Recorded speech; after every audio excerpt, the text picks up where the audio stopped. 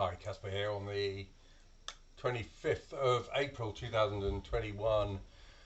Gosh, 4 months since Christmas. Time sure flies when you're in the middle of a pandemic. But look, it's a Sunday. It's otherwise known to non-Christians as roast beef day. So we are eating roast beef next door, and I've opened a bottle of claret. What else to open with a nice joint of roast beef? And I have opened a bottle of 2009 Grand Puy Lacoste.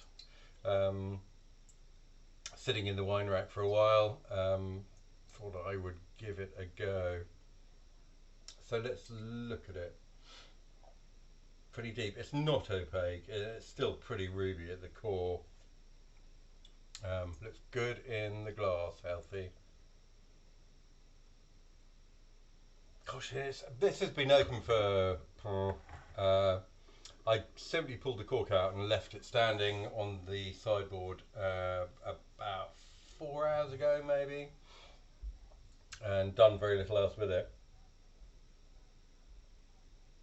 And it's do you know, it's have had a couple of glasses out of it, and I would never, I think, get this in a blind tasting. It's belied all my expectations, I must say. So it's a very spare nose, it's a very savoury nose, it's a very rocky mineral nose. It's changed actually with air over the period that it's been open, and now it's sort of gone back into itself slightly, having been a hint of sort of breadth, almost sort of slightly fudgy ripeness about it, but now it's just kind of crisp, dark fruit, slate, charcoal,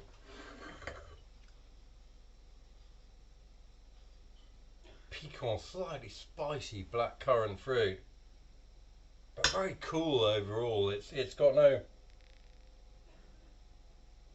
obvious warmth to it, or breadth, or overt ripeness. It smells very, very nice.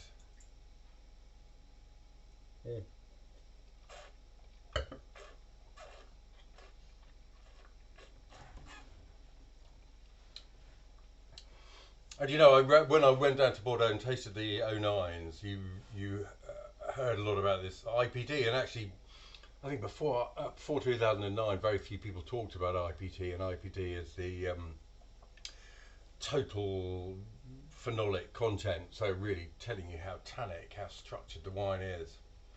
And the tannins here are cool, they're integrated, and they're integrated for most of the palate, and they sort of emerge at the end, and they have a distinct sort of bitter quality to them. And those who know my tasting notes will know that I'm not afraid of wines that have a bitterness to them. I have no real objection to that, but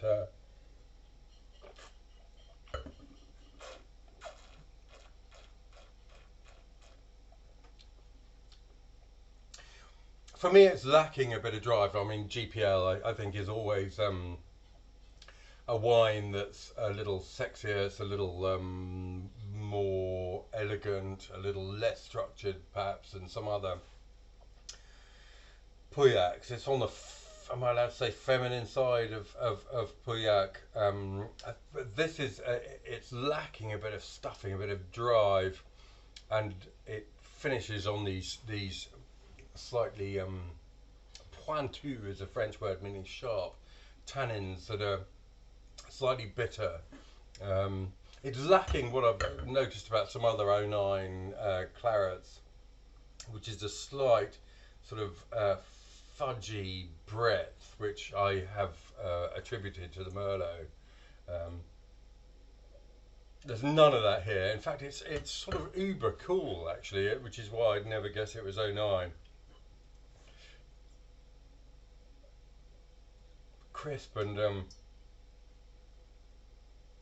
cool to smell.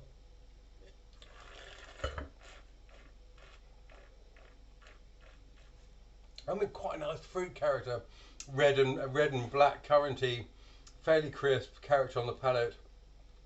That sort of segues into a lot of tannin that becomes increasingly assertive through. Nothing about this wine is big. I mean, it's not a massive wine by any stretch of the imagination. The label just says 13.5%, which might be true, but I'm not sure it's going anywhere. I did wonder for a while whether it was just a bit too young, but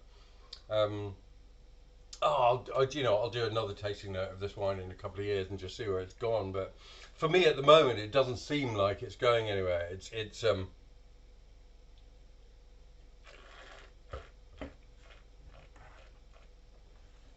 It's reasonably well resolved. It doesn't feel like it's outrageously closed, maybe a little bit closed down. But there's no enormous weight to it, or density, or concentration, which I don't mind, but it's got the structure of a wine that really I think should be more dense, more concentrated to balance it. If I'm wrong, in the years to come, when people open this wine and say that's the greatest GPL ever, I'll hold up my hands and say I called it wrong. But it's a nice enough drink, but it's there's something almost slightly fragile about it, despite that clearly enormous tannic structure through it. So there we are. Anyway, that's my note on 09 Grand Puy Lacoste.